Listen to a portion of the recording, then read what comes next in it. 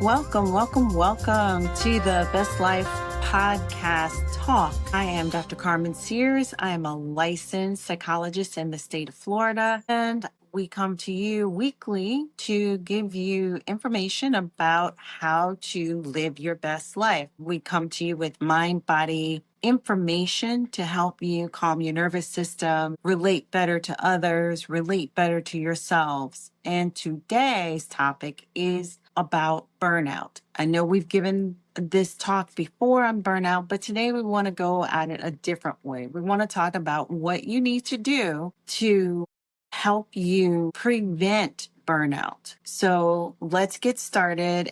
And as we're going through, please remember to be kind in the comments and respectful in the comments, and also to like, share, and subscribe if you are getting something out of the broadcast or know someone else who can also get something out of the broadcast, either on Spotify or on iTunes, wherever you get your podcasts. So preventing burnout is very necessary.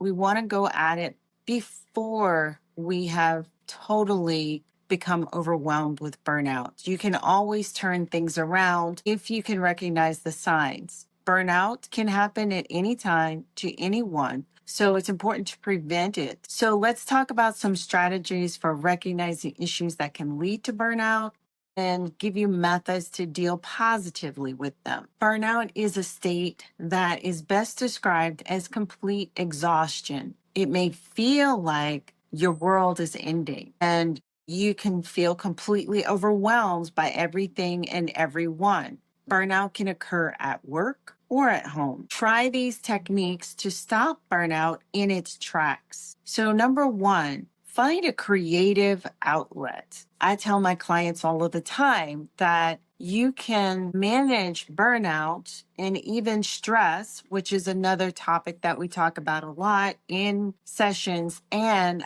out of sessions. But doing something creative and fun can help prevent burnout. It's a good way to mitigate some of the stress if you have a creative outlet. You can use it to make your life easier. Do you love to draw? Do you love to paint? Do you play the piano? Or do you have other pursuits? A lot of people that come to me have difficulty articulating what their hobbies are. That's the purpose of hobbies, to give you a creative outlet. It doesn't have to be as recognizable as the ones that I just mentioned to you. Maybe you enjoy writing. That can be a creative outlet. Maybe you enjoy woodworking. That would be a creative outlet. Maybe you enjoy gardening. Again, it can be another creative outlet for you. So it's important to find what creative way works for you to release energy and fight stress. So, number two, find time for yourself. This is another area where people have a lot of difficulty.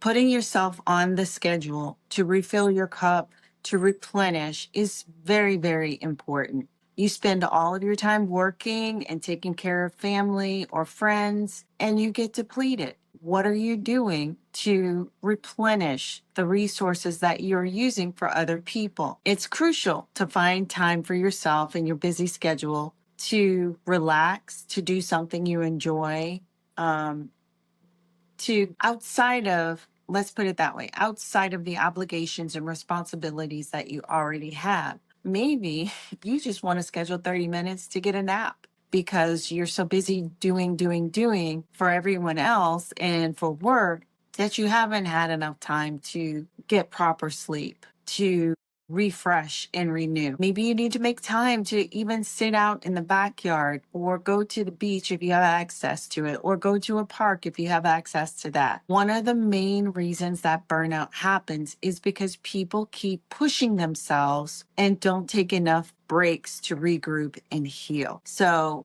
you should spend some time away from your to-do lists. For example, you may want to eat lunch away from your computer. Mindless eating and shoving things in your face while you're still working on whatever document or getting set up for the next phone call, that is not rest.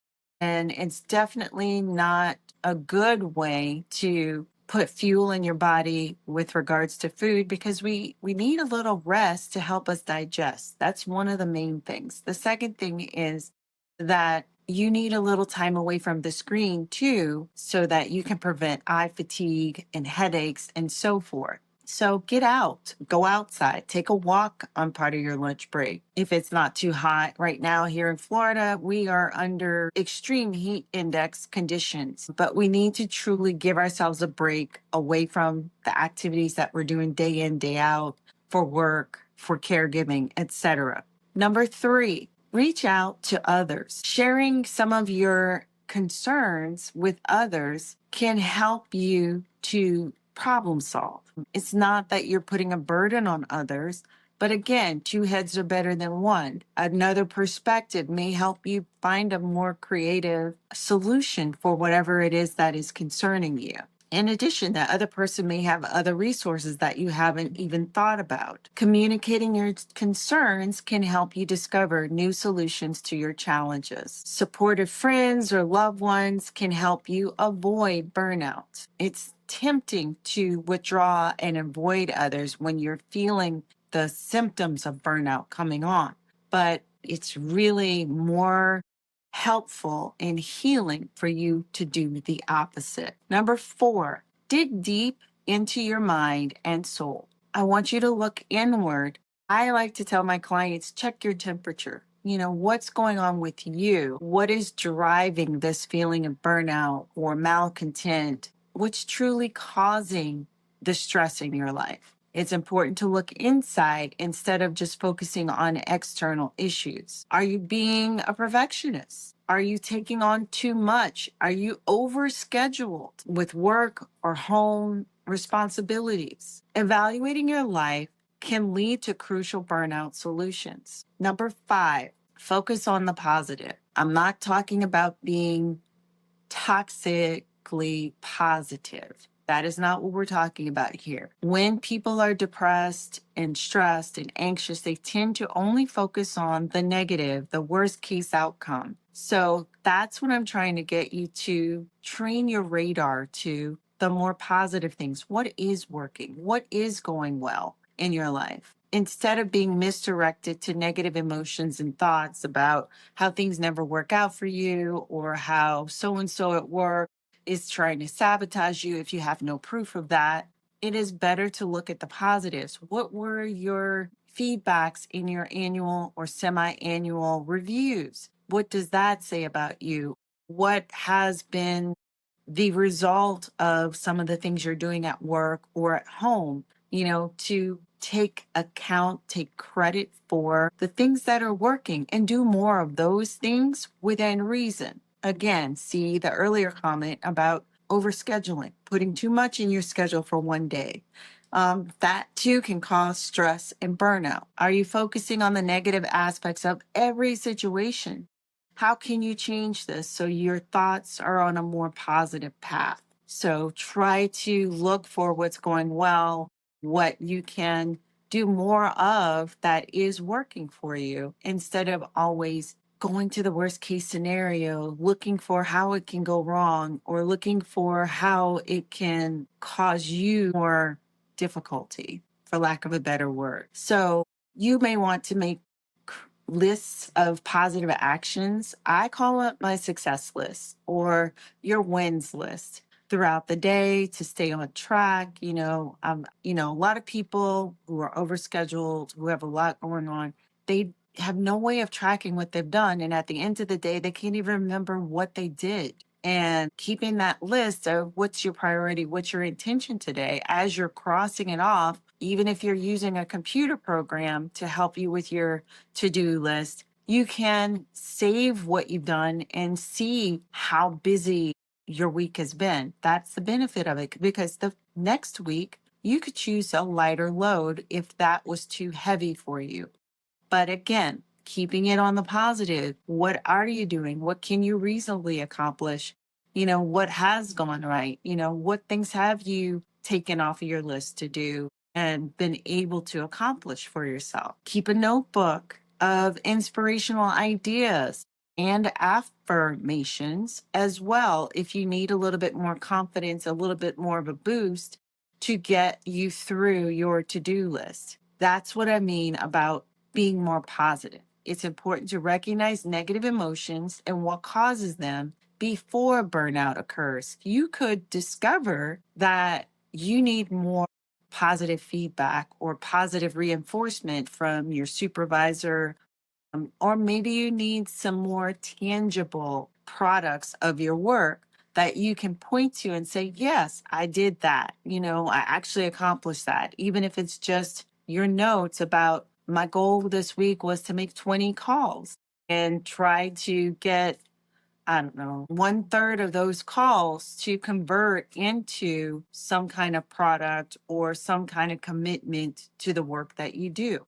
That's just a for example. So that's a way for you to track it and reject more work or responsibilities to stay balanced in your life. And no is not a bad word. If you're saying no to other people, you are saying yes to you. This is the balance that I need.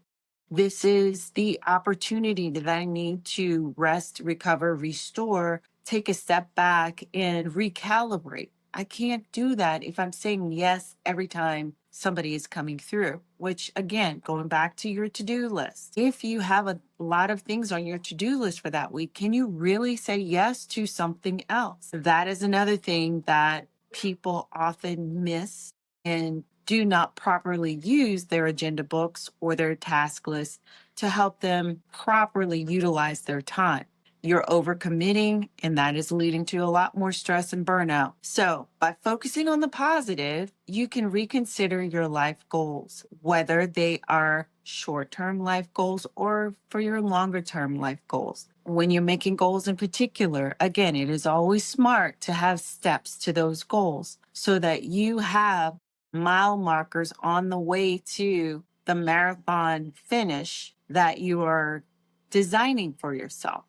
If I don't have those mile markers, I don't feel like I'm getting close to the 13K that is necessary to finish the marathon for those of you who are runners. Same thing with career options, same thing with, I don't know, you might be in school right now and you know how long that haul will take, but you have to have milestones along the way. So there's a milestone on the way to your master's if you're working on your master's. And then there's another milestone on the way to your doctorate if you're working on your doctorate. And there may be milestones after that, either your bachelor's, your master's, or your doctorate for internships or residency, depending on what your career path is. But those milestones are built in so you know that you are making progress to the end goal. So take time to recalibrate, to reassess, maybe to redo some of those goals and to recognize, acknowledge, and give yourself credit for how far you've come. So I hopefully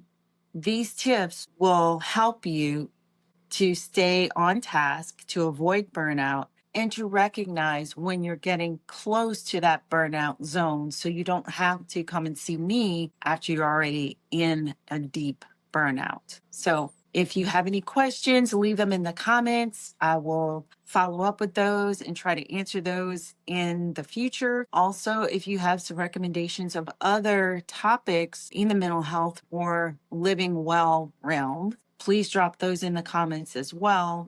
And we will take a look at those for future podcasts. Thank you and be well. I'll see you next time.